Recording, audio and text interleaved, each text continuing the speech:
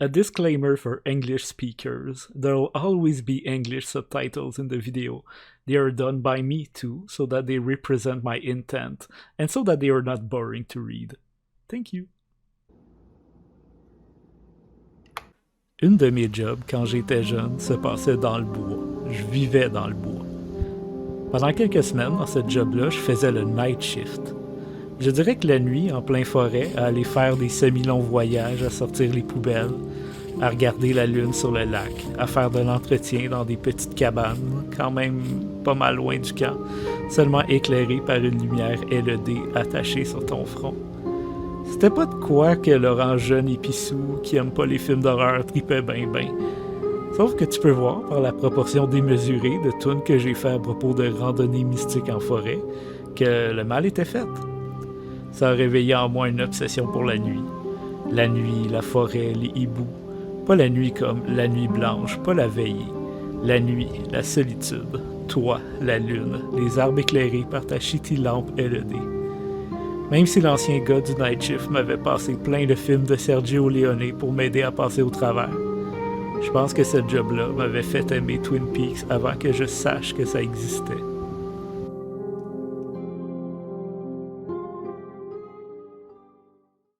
Octopath Traveler, quand même un jeu récent, 2018. C'est un jeu bizarre, honnêtement, ça vaut la peine que je l'explique. Fait que, comme le nom l'indique, Octopath, t'as 8 chemins. Mais qu'est-ce que ça veut dire? Ça veut dire 8 personnages qui ont leur propre histoire. Au début du jeu, tu choisis lequel sera ton personnage principal et tu vas jouer son histoire qui va le concerner pas mal juste lui. L'affaire, c'est que les 7 autres personnages existent aussi. Pour aller avec la thématique du 8, il y a 8 régions et chacun des personnages réside dans une région différente des autres.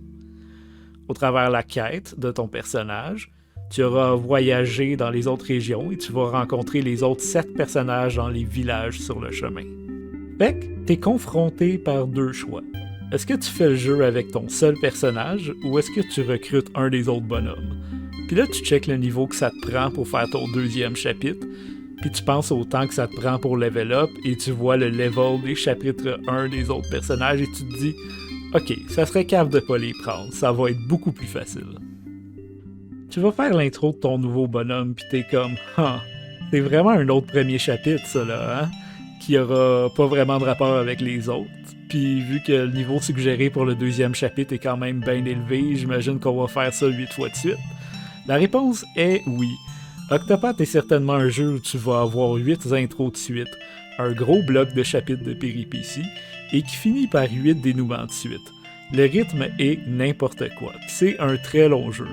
Heureusement, l'écriture et le voice acting est assez le fun pour balancer ça, right? What is the logical course of action? Oh, flames! Rage strong! Not bad. Pas full. Mais les vibes sont fortes. Ça, c'est à retenir. Le look, le choix de couleurs, le mix de pixel art et 3D avec une profondeur de champ avec beaucoup de flou, puis une des meilleures soundtracks ever, fait d'Octopath un jeu inoubliable. Même si tu l'as probablement pas aimé, les vibes étaient là, puis elles étaient palpables. Oui, il y a du gameplay dans Octopath, shit. Les combats sont tout le monde chacun son tour. Tu vois l'ordre des tours en haut, tout le monde est spécialisé dans des choses différentes comme fesser fort, faire de la magie, guérir le monde.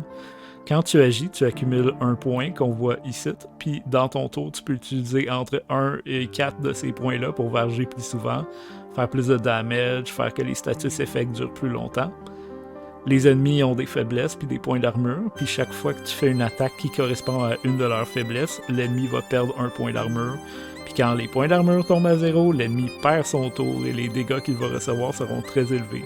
Alors c'est ton traditionnel turn-based RPG, pense au vieux FF et Dragon Quest, mais tu dois aussi dealer avec le tempo des combats, une gestion de ressources constante pour pas mourir et pour faire du big damage. Bon, il aurait fallu que je place cette section-là ailleurs. Oh my god, si j'avais été un petit coquin, j'aurais fait 8 intros puis 8 conclusions. Mais on n'a pas toute la journée. Mais on a toute la nuit. Février 2023, Octopath Traveler 2 sort. Un beau 5 entre les deux titres. By the way, l'écriture et le voice acting est vraiment meilleur dans celui-là. Il y a des fun touches sur le gameplay et sur la structure. Ça fait quand même 8 fois les intros, une bunch de péripéties et 8 dénouements de suite, mais quand le reste est si tight, ça marche, en quelque sorte. C'est quand même weird, mais c'est le fun. C'est quand même une centaine d'heures, mais c'est nice. Puis tout ça il est important, parce que Octopath méritait d'être aussi cool que sa vibe et sa musique. Mais il y a une affaire que je m'attendais pas qu'Octopath 2 soit, un jeu nocturne. Sur papier, c'en est pas vraiment un. Tu peux alterner entre jour et nuit, et selon le moment de la journée, la musique et les habiletés de tes personnages changent. Les ennemis sont aussi, règle générale, plus faciles à vaincre le jour et plus tough la nuit, des choses comme ça. Honnêtement, c'est pas mal comme une grosse partie des RPG modernes, mais il y a quelques détails qui font que ton playthrough d'Octopath Traveler 2 va se dérouler majoritairement la nuit. Here, medicine. Good night. C'est incroyable comment c'est complexe et fragile la balance de tous les systèmes dans un jeu. Visiblement, un des selling points de Octopath Traveler 2 est le contrôle entre le jour et la nuit, ainsi que les différences d'habilité de tes personnages selon le temps de la journée. Mais c'est aussi un gros jeu avec une tonne d'autres patentes qui sont nécessaires pour faire que le jeu se tienne. Même si les vibes sont bonnes et les thèmes narratifs font qu'Octopath Traveler 2 est un jeu qui parle de la nuit, ce qui fait qu'il incarne la nuit, ce sont deux décisions simples. Ces deux petits aspects du gameplay. Les tangibles bénéfices à se battre la nuit, mais surtout, c'est pouvoir appeler la nuit grâce à un simple clic facile. Il y a beaucoup d'habilités de personnages qui donnent, durant la nuit, des bonus à ton équipe, des malus aux ennemis et plus d'expérience pour chaque combat. Temenos le cléric et Trône la voleuse ont des habilités de même. Aucun personnage a de quoi de semblable pour le jour.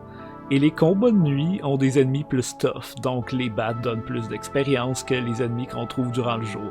Mais surtout, les batailles sont pas tant que ça plus tough la nuit. Ça fait que t'as pas vraiment de raison de te battre durant le jour. Donc la nuit, tu level up plus vite. Puis t'as besoin de ces levels-là parce que les boss sont quand même ben tough. D'autres jeux font des choses semblables, comme les bébites que tu rencontres la nuit dans FF15 sont incroyablement plus difficiles que celles que tu vois dans le jour. Et il y a des jeux comme Genshin où certains personnages boostent tes stats si tu joues la nuit. Mais la raison pourquoi Octopath 2 est un jeu de nuit et que ces jeux-là ne le sont pas tant, tient à deux choses importantes. La différence de difficulté entre le jour et la nuit dans Octopath est pas très grande. C'est pas un grand risque de te battre la nuit, c'est juste une meilleure idée. Un petit peu plus tough, plus de récompenses. C'est pas un « oh shit, faut faire un feu de camp pour passer la nuit parce que les ennemis vont me tuer ». Puis l'autre chose, c'est que la majorité de ces jeux-là vont avoir un cycle jour-nuit qui s'écoule lentement mais sûrement. Et tu peux changer entre jour et nuit en passant du temps plus vite. C'est un processus proche d'une trentaine de secondes à naviguer dans des menus et attendre qu'un cadran se rende à l'heure désirée. Ça simule un certain réalisme. Attendre la nuit, ça se fait pas de même. Mais dans Octopath 2, c'est juste un seul bouton qui fait « ta-da » et c'est fait, voilà. Aucun commitment. Puis tout ça marche tellement parce que l'histoire se met à te parler de trucs mystérieux reliés à la nuit, les ombres, la lune. Un fil conducteur très omineux. C'est quelque chose que le premier Octopath n'avait pas. Même s'il y avait un gros pas fin extrêmement inquiétant à la fin de tout ça et qu'il y avait des liens entre chaque histoire des personnages qui te sont révélés et non suggérés à la toute fin du jeu, Octopath 1 restait un jeu très décousu. Par contre, même si Octopath 2 a encore 8 chemins, au lieu de s'en aller dans des directions différentes qui mènent bizarrement tous à Rome, tous les chemins d'Octopath 2 partent de différents endroits, mais leur direction mène clairement à Rome cette fois-ci. C'est juste que Rome, c'est comme le champ lexical de la nuit, et la nuit dans Octopath 2 est majestueuse. Des étoiles partout dans le ciel, une grosse lune, le contraste entre les teintes bleutées de l'obscurité et la lumière de ta lampe de poche, la musique réarrangée principalement pour piano et voix. Il y a juste quelque chose que Octopath comprend pas pour de la nuit. Toi, seul dans la forêt, avec ta lumière. T'es peut-être accompagné, mais un groupe ne contredit pas la solitude. Vous êtes 8 personnages, pognés entre 2 lieux, pognés entre 2 soleils. That was very helpful.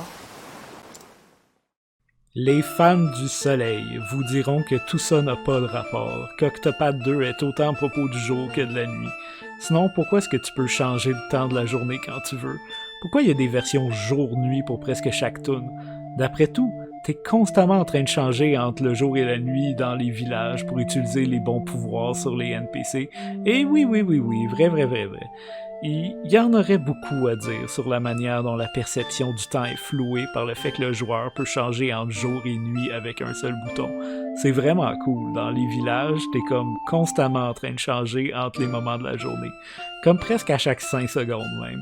Et ça donne un feeling d'assister à une scène faite en montage. Comme si le jeu te montre les greatest hits de ton investigation pour te laisser sous-entendre que tu y passes un temps considérable. Mais tout ça, c'est un moment de répit. La vraie nuit se passe entre deux villages, entre deux soleils. Fan du soleil, le jour dans Octopath 2 sert à mettre la nuit en valeur, parce qu'une fois sorti du village, tu te remets en marche vers l'inconnu, avec seule la lune comme témoin.